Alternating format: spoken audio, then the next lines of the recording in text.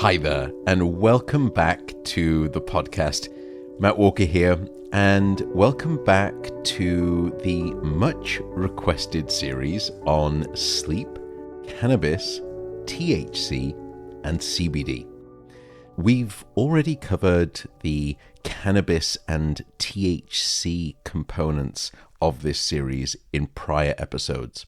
Today, we're going to focus exclusively on CBD. Let's start with what it actually is. CBD is actually called cannabidiol, CBD. And CBD is what we call a phytocannabinoid. We're already in word salad territory, I'm sorry. A phytocannabinoid is simply found in plants, and specifically the cannabis plant. But what you should also know is that CBD from the cannabis plant is not what we call a psychoactive component. THC is a psychoactive component of cannabis, and what that means is that's the thing that gets you high. CBD doesn't have that psychoactive high effect. That's exclusive to THC. So that's a little bit about what CBD is, cannabidiol, and how it is extracted from the cannabis plant.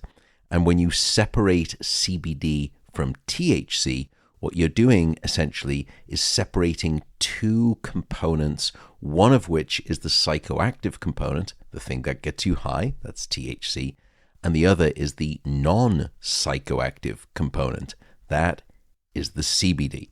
So what does CBD do for the body and the brain? Well, CBD has been studied for its possible role in treating various conditions, including anxiety, movement disorders, as well as pain, and also as well as addiction. And we're not going to talk about those things today. That's not what this podcast is about. Today, we're going to explore the question of whether or not sleep should be included in that list of possible things that CBD can influence.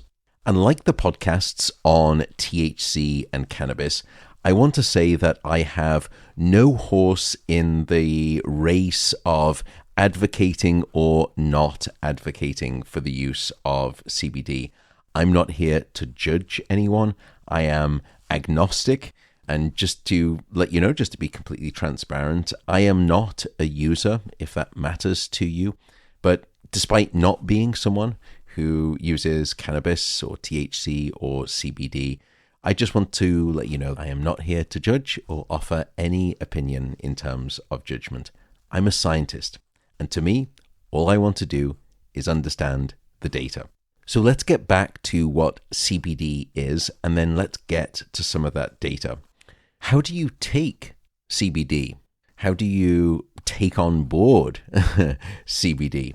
Well, CBD can be taken into your body in various forms, and that can include things such as CBD oils, CBD edibles, and also CBD topical applications. For example, something like a moisturizer that contains CBD. Actually, hang on a second. I think I've got ahead of myself here. I get a bit too excited. I've got ahead of my skis, as I've heard some people say.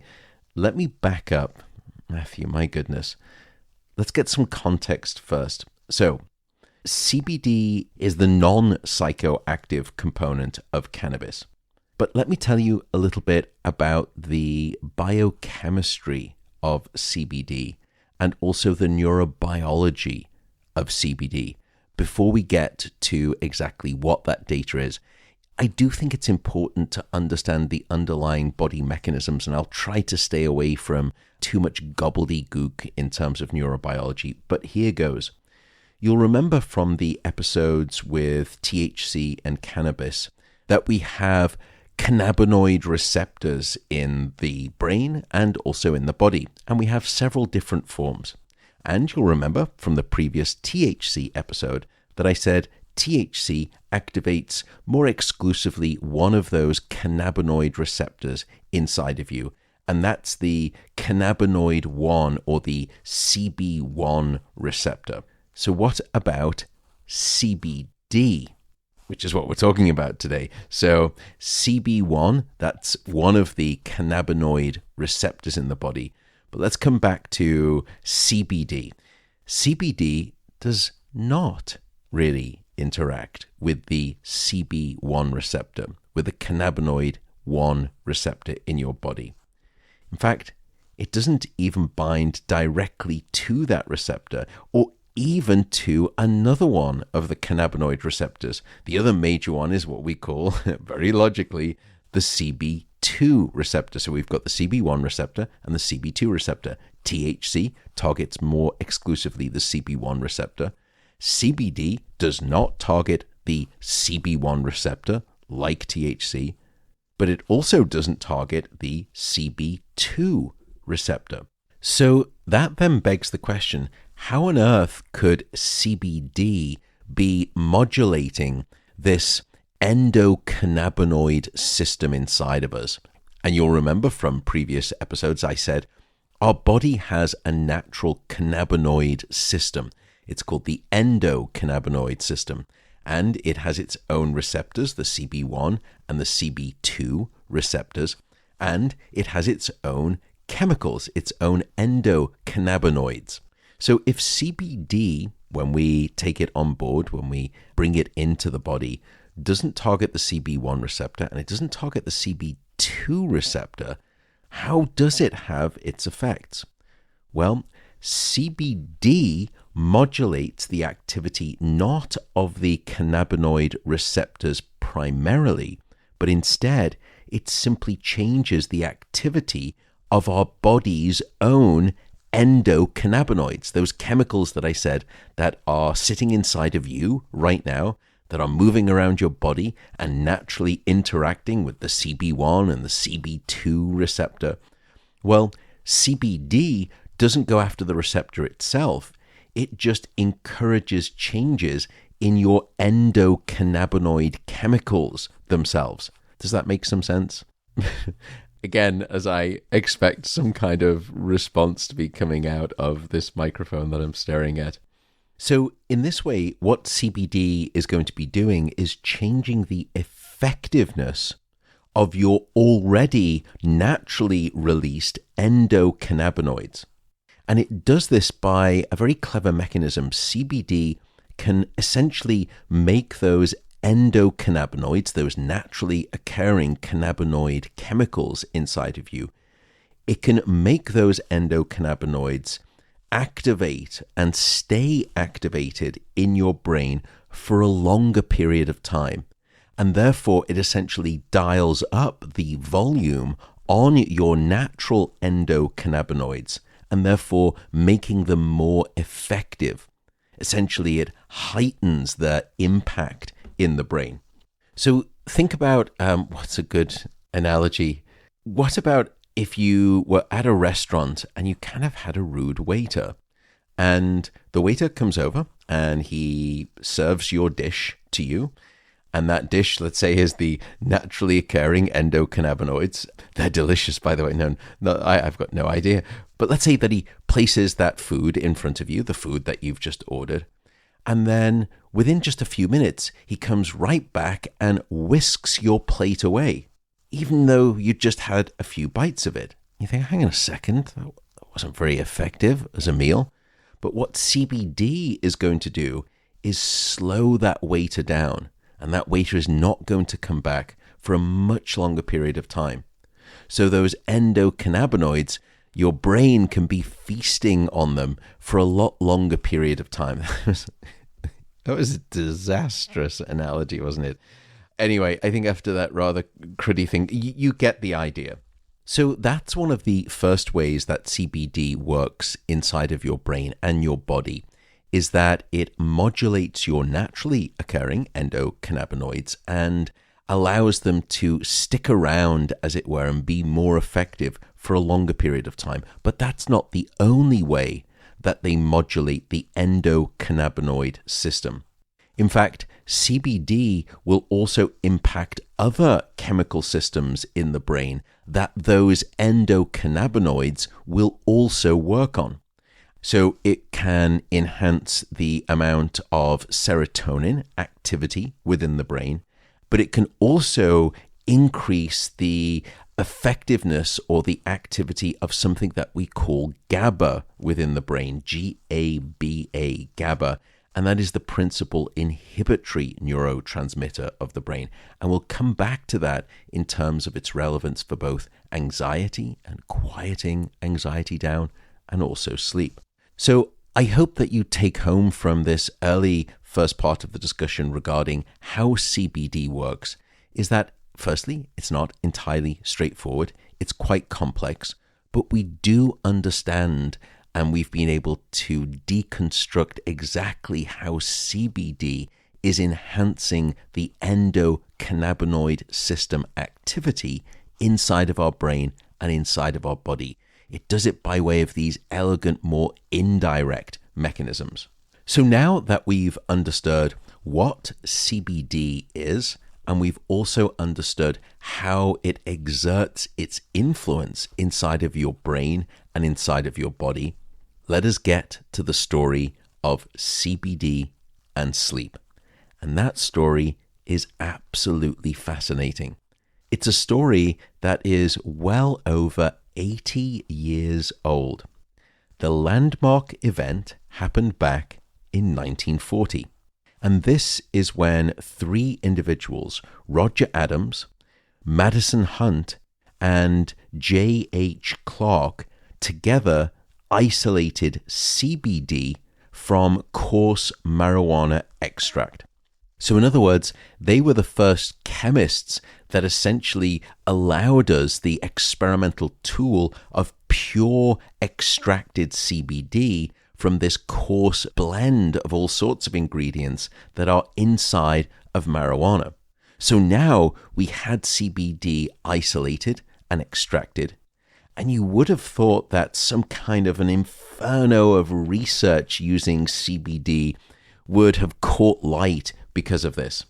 And for reasons that remain unclear, it was not so. It was not the case. It took almost a quarter of a century to get to 1963, when Professor Raphael McCoolum started to reignite the flame. And just as a quick little backdrop, McCoolum's a fascinating character. He was born in Bulgaria and he survived the ravages of World War II in Europe. He freed himself and went and fled to Israel in 1949. And there he became a star academic professor at the Weizmann Institute of Science in Israel, which is an incredibly prestigious institute. And there, McCoolum and his colleagues brilliantly unpacked the intricate chemical structure of CBD. And what he was able to do was describe this sublime-looking carbon-based skeleton that gave very clear pointers on the basis of that molecular chemical structure as to what we would want to do in our research examination targets. And it was only after his work that the true budding promise of CBD started to flower, as it were, and their puns shamelessly inserted. But in truth, it was then that this confetti spray of treatment potentials that have been linked to CBD really began. And that early work started to use CBD to see if it could treat epilepsy, to treat anxiety, and also to treat psychotic disorders such as schizophrenia.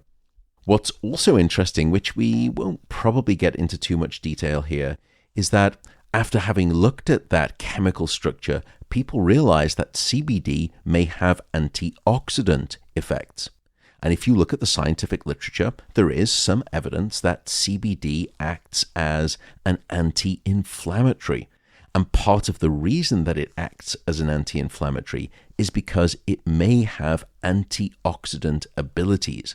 And you'll remember from one of our past episodes, those antioxidants are essential to help prevent the damage of something else that we call free radicals. And it's some of those antioxidant benefits that may be particularly important in helping regulate some of the anti-inflammatory effects. It's also been demonstrated that CBD may be what we call an anti-emetic, which is a fancy way of saying an anti-nausea drug. And that's why CBD has now been trialed to help cancer patients who are undergoing radio or chemotherapy, where there is really a very high incidence of nausea and sickness, and they're trying to use CBD as this antiemetic. So I give that collection, that kaleidoscope of different emerging treatment uses, just to demonstrate to you how powerful it is to understand the chemical structure of a compound, because then it leads to very clear logical paths as to what we may want to do. For those who are struggling with sleep, one recommendation that I often provide and that I've written about in my book is meditation. Now, total transparency, I was a complete skeptic at first. I thought it was all just a little bit, but the data was really strong. So I tried it, and that was 7 years ago now. And I've since been meditating for 10 minutes before bed every night. The app that I've been using is called Calm. And I've decided to partner with them here for this podcast. And Calm have agreed to offer a full 40% off its premium subscription service to you, the listener. And if you want to get that 40% off, you can just visit calm.com/Matt Walker. And I have used my own subscription code to renew my membership. So that is calm, calm.com/Matt Walker. And you'll get 40% off. So you can give it a try if you like. What's striking for me as a sleep scientist, however, is that almost none of that early research, and even perhaps some of the more recent research, none of it has really focused on sleep. But things have started to change in, I would say, probably the last 10 years. And based on the sleep science to date, you probably just want to say, okay, what's the headline news before you tell us the details?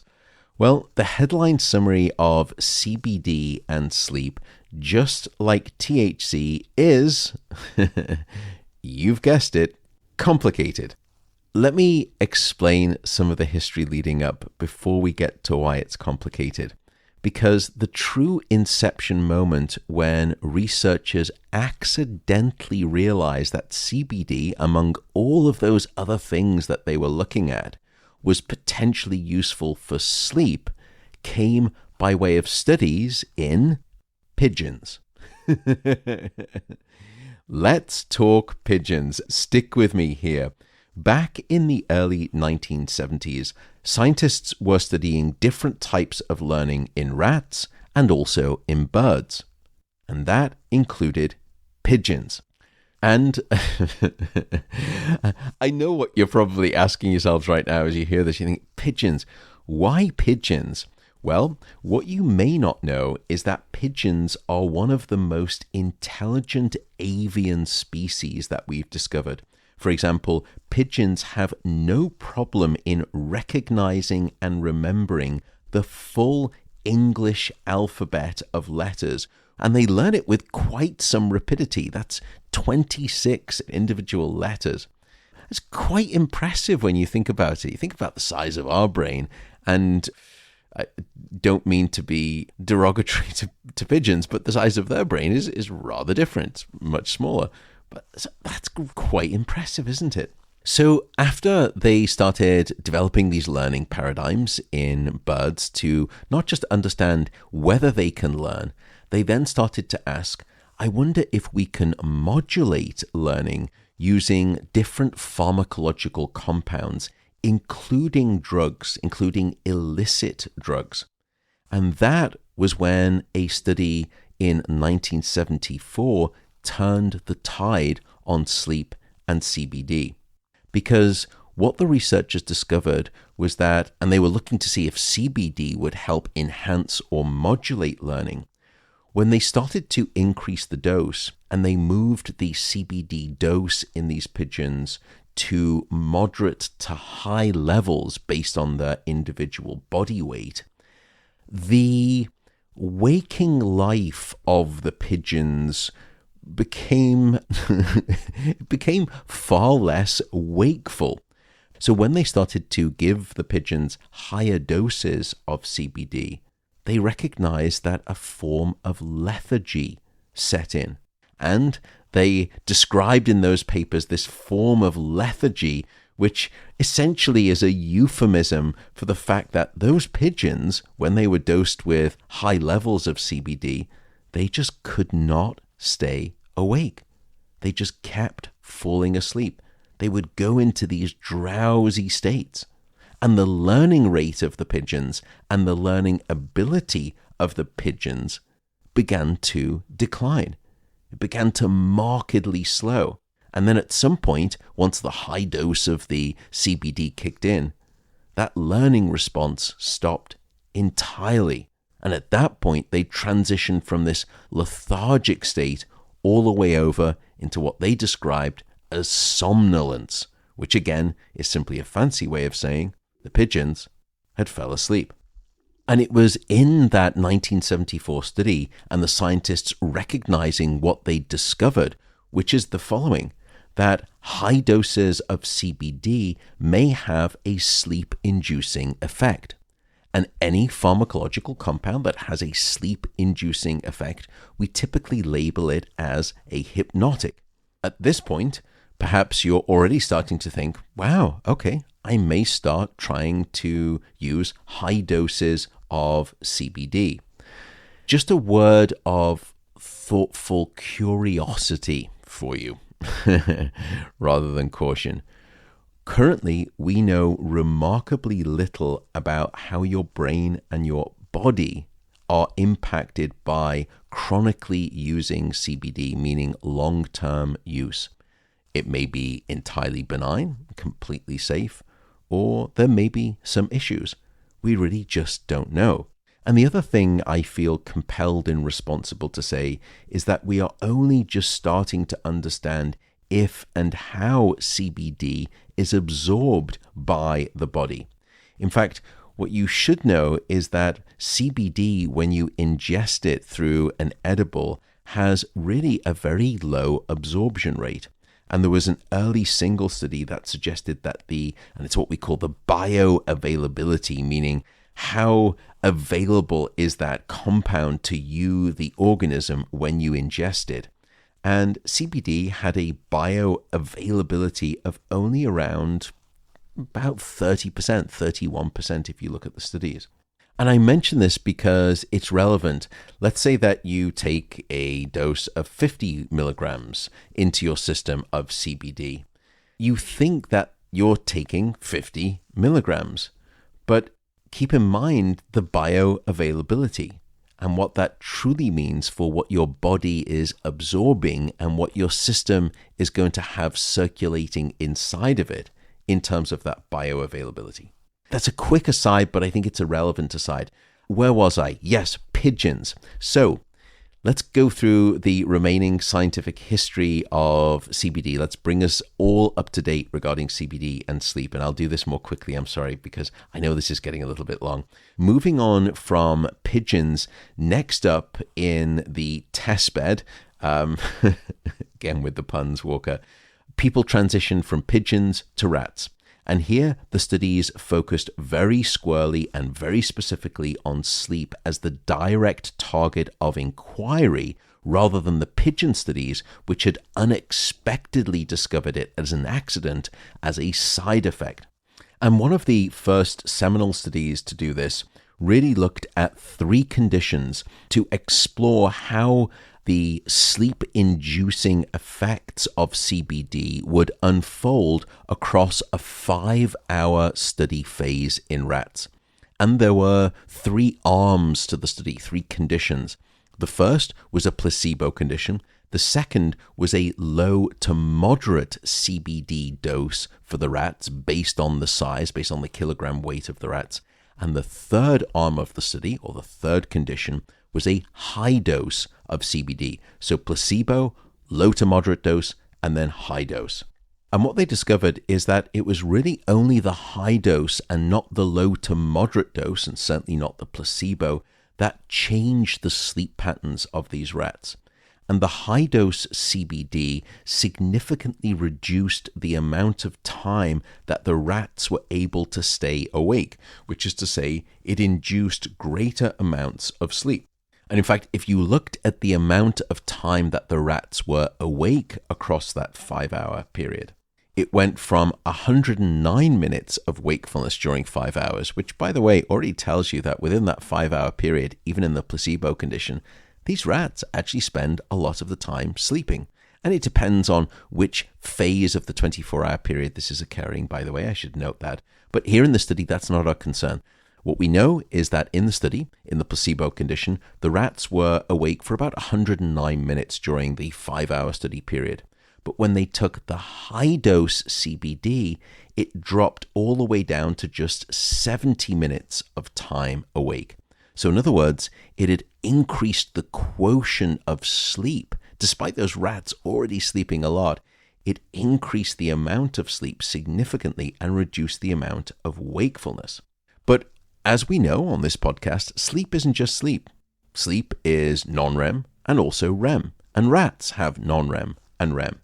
And what they discovered is that the increase in the amount of sleep was not distributed evenly across an increase in non-REM and an increase in REM. It seemed to be that the exclusively replaced agent within the sleep equation was deep non-REM sleep. That's what CBD seemed to be dialing up in these rats. And in the placebo condition, those rats were sleeping and having non-REM sleep for about 161 minutes. So 161 minutes of that 5-hour time period in the placebo condition was spent in deep non-REM sleep. That jumped up by almost 40 minutes, 40, and those rats in the high-dose CBD condition were now obtaining 200 minutes of deep non-REM sleep versus 161 minutes in the placebo condition.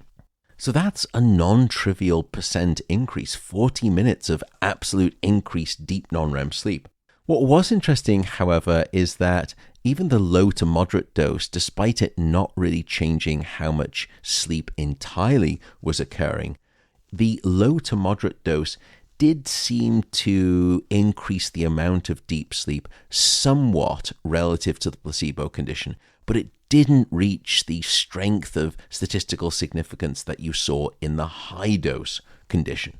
In other words, what we were starting to see here is a dose response curve that CBD in rats across a 5-hour period reduced the amount of time that they were awake, increased the amount of time that they were asleep, and of that time spent in sleep, it seemed to be an exclusive increase in deep non-REM sleep that happens as you escalate the dose of CBD.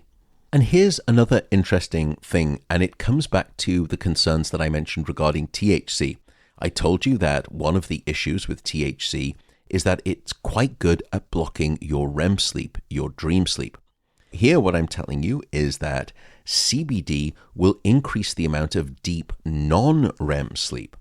And when we see an increase in deep non-REM sleep, one of the things that we get a little bit concerned about, or we want to check, is to see if that increase in deep non-REM sleep is coming at the cost of REM sleep. Because if it is, then all of a sudden you have to recalibrate your mind in terms of whatever drug that you're taking as a cost-benefit ratio equation. So did the increase in deep non-REM sleep with CBD come at the cost of a reduction in REM sleep? And the answer was no. That unlike THC, which seems to disrupt REM sleep and block it, CBD increased deep non-REM sleep, but it didn't have any disruptive effect on REM sleep. Now, it didn't increase REM sleep, but it didn't suppress REM sleep. And again, to be clear, this is not in humans. This is simply that at these doses, in this species, these rats, and rats are not humans, by the way, this is the effect that they were able to obtain. So don't start immediately transferring those data over to humans. Let's get to some of that human data. So it wasn't long after that landmark study in rats that humans started to receive CBD treatment specifically for sleep. And that really started, I think if you look at the literature, at least in terms of my reading, it started back in 1981. And here the researchers were examining the effects of different doses of CBD. And I think the most relevant of their varied experiments to discuss was the following. They took a group of insomnia patients, and those insomnia patients went through 4 different conditions. There was a placebo condition, there was a 40 milligrams of CBD condition, an 80 milligram CBD condition, and a 160 milligram CBD condition. So 4 conditions, placebo, and then increasing CBD dose, 40 milligrams, 80 milligrams, 160 milligrams. And if I were to show you the bar graph for each of these 4 conditions, and on the vertical axis, what we're looking at in terms of an outcome measure is the proportion of patients that said that they felt that their quality of sleep improved. So the higher up on this vertical axis, the greater the proportion of patients that essentially represented themselves as responders, saying that the quality of their sleep improved. And what you would see is this beautiful, it's almost a dose response curve, but it's in fact not linear, that with the low dose of CBD at 40 milligrams, you didn't see a great increase in the proportion of people saying, yeah, my sleep got better relative to placebo. But then you got a nice bump up at 80 milligrams that almost doubled the amount of the proportion of individuals reporting that the quality of the sleep improved. And then it almost quintupled when you looked at the 160 milligram condition. So not really much in terms of a change for the response rate, in other words, the number of responders of those insomnia patients for 40 milligrams. You did see a substantial increase after 80 milligrams, and then really quite a large increase in terms of 160 milligrams. So it was a dose response curve, and it wasn't a linear one. It was almost exponential with that increasing dose. And what they found were similar results, although these results were a little bit more linear in terms of those patients after having taken the medication, feeling a greater sense of sleepiness coming on at night. So the medication was increasing the sensation of sleepiness at night, and the next morning, when you looked at how many people said, yes, the quality of my sleep improved, it also increased in a dose-dependent manner. A sponsor of today's show is Inside Tracker, which is a service that comes out to your home, and they will analyze your blood and your DNA to know precisely what is going on inside of you. Hence the name Inside Tracker. They look at your blood, your metabolic signals, your hormonal health metrics, and then they give you a personalized, actionable set of lifestyle changes in response to that readout. And the goal there is to improve your health. I was looking and informed they have some new cardiovascular and new hormonal biomarkers that I'm particularly interested in. One that I'm focused on is something called ApoB, which is an absolutely critical heart health measure. And I get it done now with them somewhere between 4 to 6 times a year. Why? Well, my family unfortunately has a strong history of cardiovascular disease, so I am checking that pretty ruthlessly. And by the way, I do buy the product myself out of pocket. I don't want to fall prey to any of those trappings and undue incentives. Although, with full admission, I still use my own discount code that you can use to get some money off. And that code for you is insidetracker.com/Matt Walker. So just go over to insidetracker.com/Matt Walker. And again, if you want to get that discount, it is insidetracker.com/Matt Walker. Thanks very much. And then a subsequent study took the dose even further. And this was a really quite clinically rigorous placebo-controlled trial.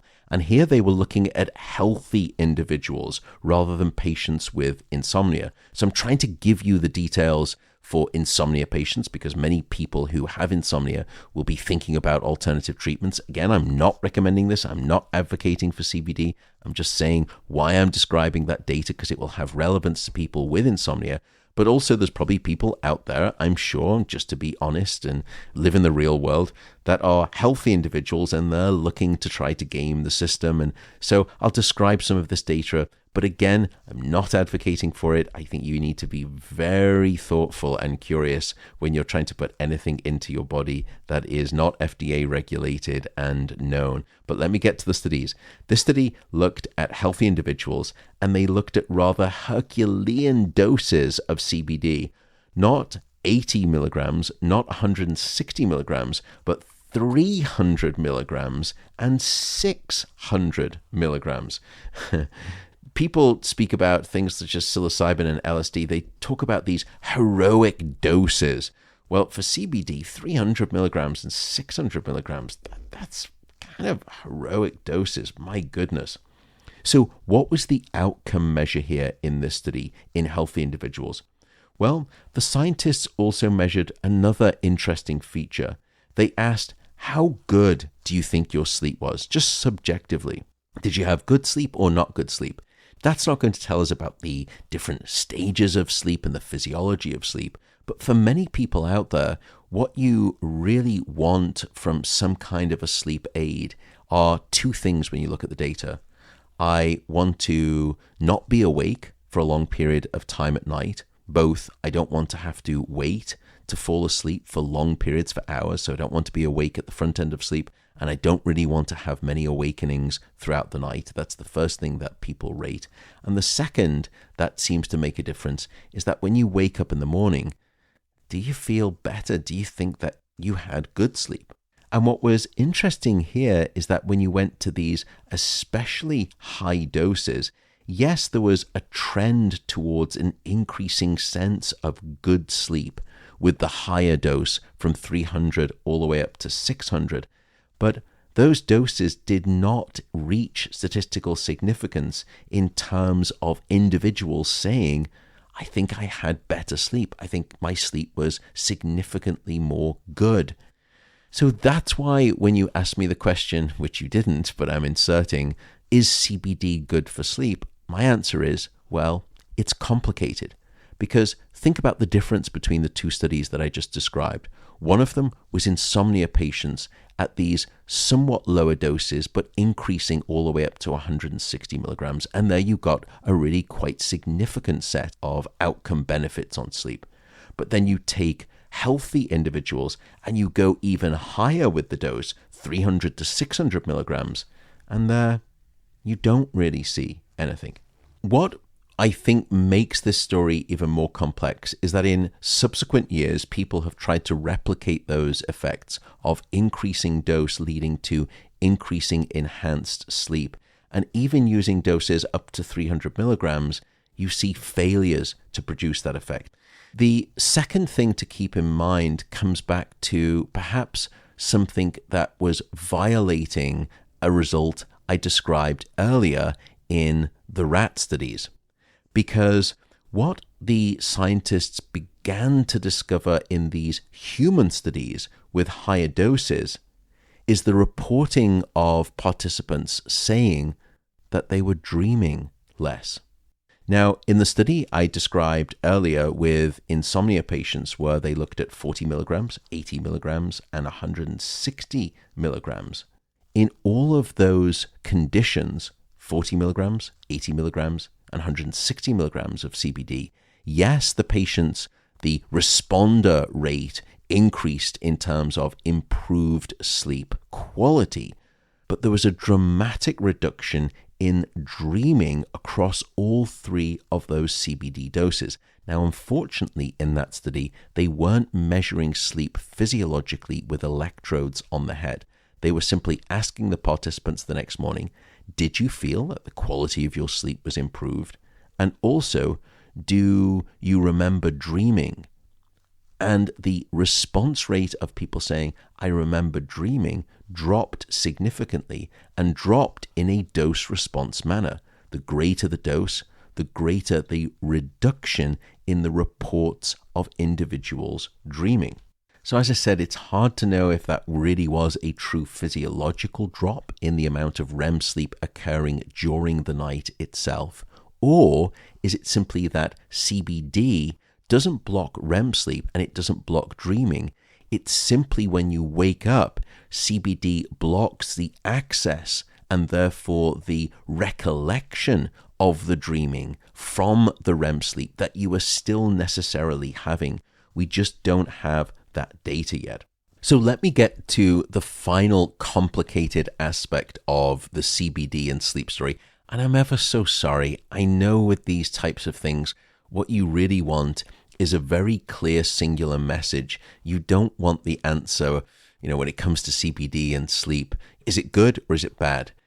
Is it a 1? Is it a 0? Just give me the binary. Isn't it just clear that it's good or bad? Well, things are just not that simple in science, and I want to respect that complexity. So here's the third issue with CBD. As I said, the first is some failures of replicating a sleep benefit. The second is this concern of a reduction in dream recall and what that could potentially mean. The third concern comes to increased wakefulness. Now, I was just telling you before that in some of these early studies, there was an increase in the amount of sleep in rats and also responder rates in insomnia patients. Those rats spent less time awake and more time asleep. And I'm now telling you some of the studies found in humans that CBD increased the amount of wakefulness. But I just told you that in rats, it decreased the amount of wakefulness. So there lies the message of the dose makes the poison, as it were. Not poison in the sense that it can be potentially life-threatening, but poison in terms of wakefulness versus sleep. Because in subsequent studies, what they found was that if you drop CBD doses down to, if you kind of average the studies and you kind of make your eyes a bit fuzzy, it kind of comes in around about the threshold of 25 milligrams. Once you start dropping below doses of 25 milligrams of CBD, not only do you substantively lose any of the claimed sleep benefits that some of those vendors will suggest to you, but instead, it starts to do the opposite. That lower doses of CBD started to increase the amount of wakefulness and decrease the amount of sleep. In other words, low doses of CBD were alertness promoting. They were wake promoting. Whereas the much higher doses of CBD were sleep promoting, it seemed, with all of those caveats noted, by the way. And I think I'll just leave you with one of the final studies. And it was a quite complex study, but it was a clever study because many people out there listening to this, you're not just going to be exclusively taking CBD for your sleep, or you're not just going to be exclusively taking THC. Often people are taking both of those. And it was a very good study. It was a very rigorous study. And they recorded the sleep in these individuals using different ratio cocktail mixes of THC and CBD. And what they found was that a mix of 5 milligrams of CBD plus 5 milligrams of THC caused a 25% loss of deep stage 3 non-REM sleep. That's right, you heard it, that low-dose CBD and THC not only didn't help sleep, but it decreased one of the major stages of deep sleep, stage 3 non-REM sleep, by 25%.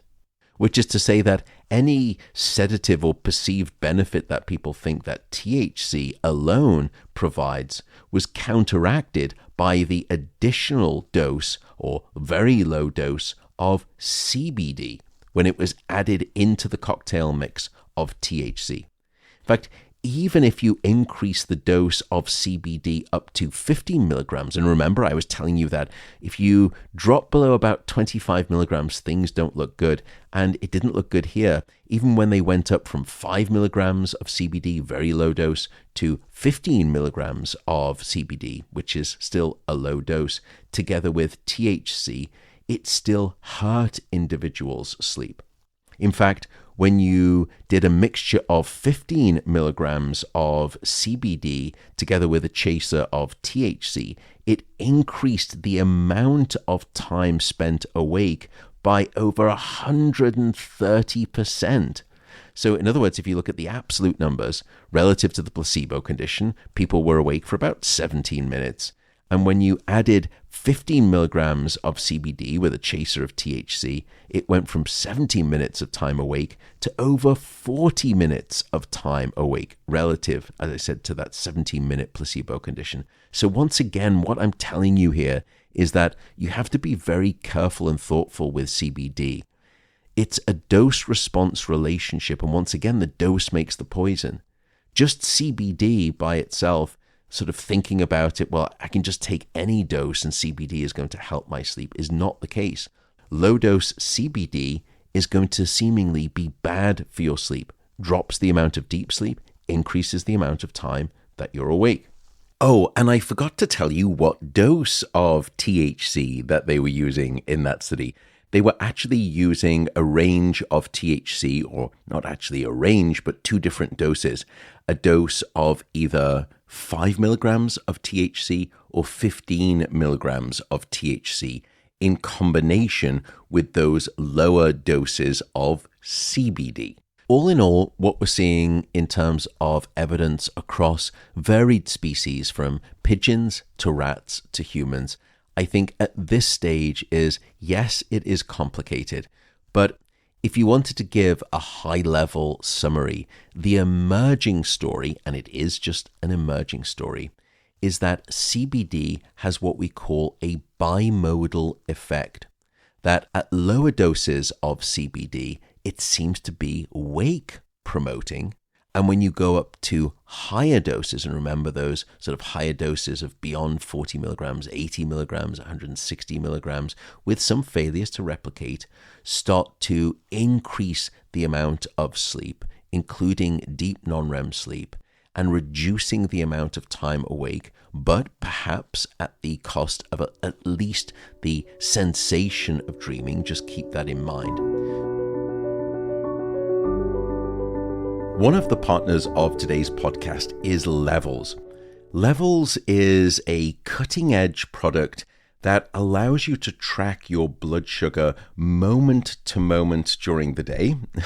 And for someone like me, when I wake up, I can track and go back and look at my moment to moment blood sugar throughout the night as well. It has the best sensor technology in the industry.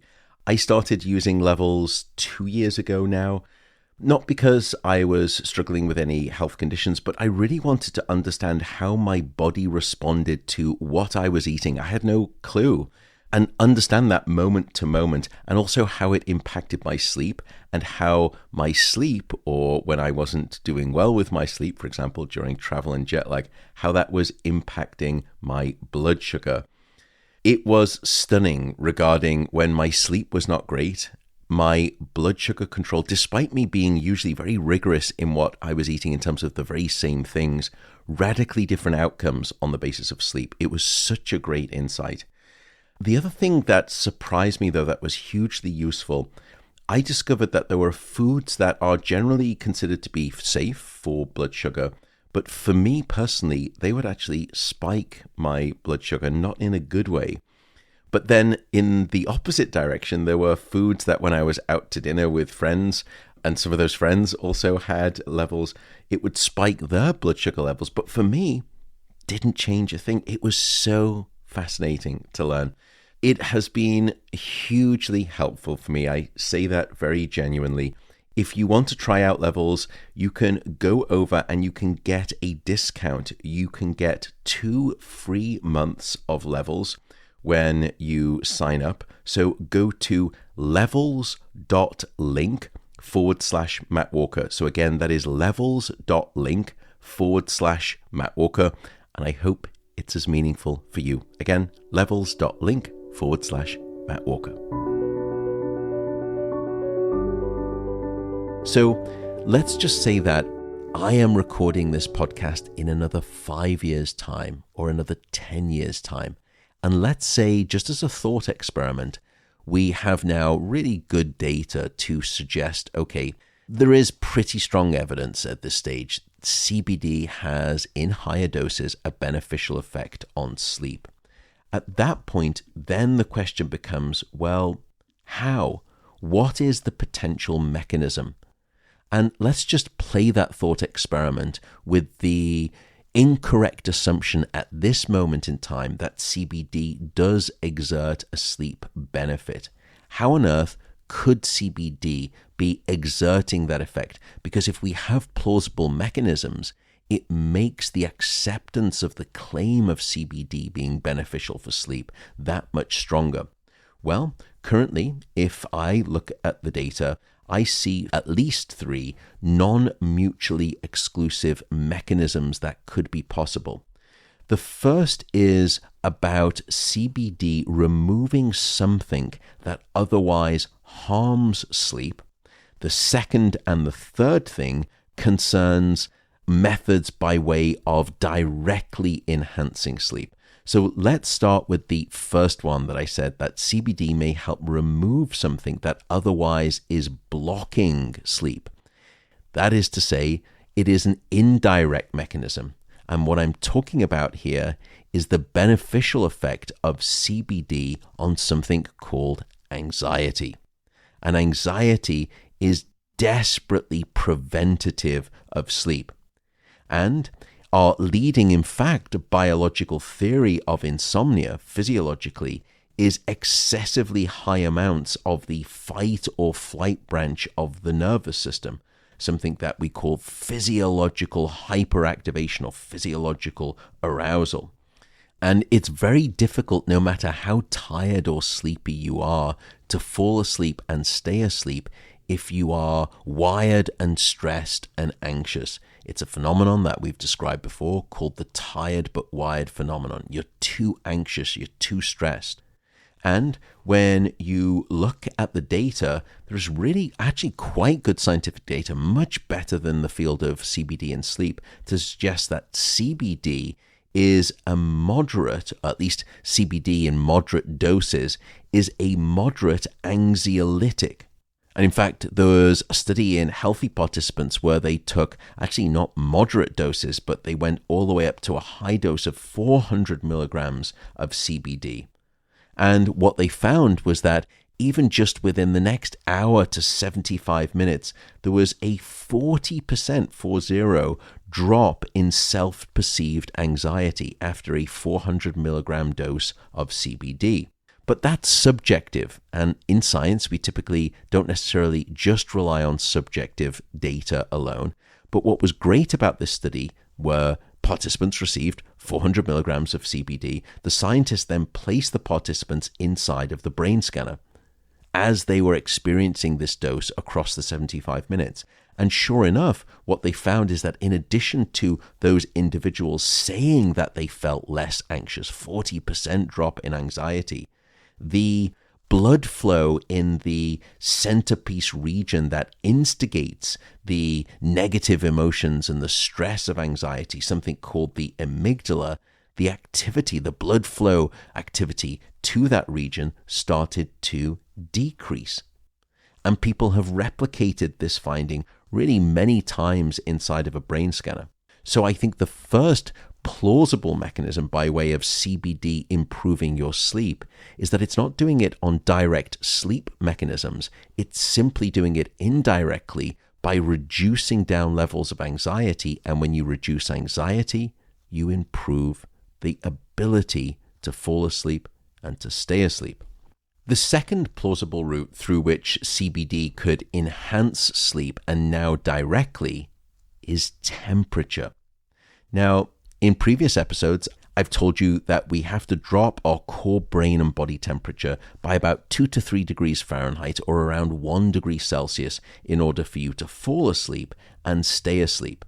In other words, we have to get cooler at our cores to shift our bodies towards what we call a more hypothermic state, a cooler state, meaning your lowered brain and body temperature. Now, not hypothermia, that's extreme cold, but you just get a little cooler, which is called a hypothermic state. And what individuals have demonstrated is that in rats, if you give CBD, it produces a very clear dose-related reduction in core body temperature. In other words, the greater the dose of CBD, the greater the drop in core body temperature. And in fact, across just a 60-minute period of time after a dose of CBD, a moderate to high dose of CBD in rats, their core body temperature dropped by over 1 degree Celsius. Now, I know that you're thinking, wait a second, 1 degree Celsius doesn't sound very much. Well, I told you that you need to drop your brain and body temperature by 1 degree Celsius to initiate good sleep. It doesn't take very much. And they were doing it within 60 minutes with a dose of CBD beforehand in rats. That's the second potential method or route, which is a direct route by way of dropping core body temperature and brain temperature. And that, I think, is another reason CBD, through its hypothermic effects, could be enhancing sleep.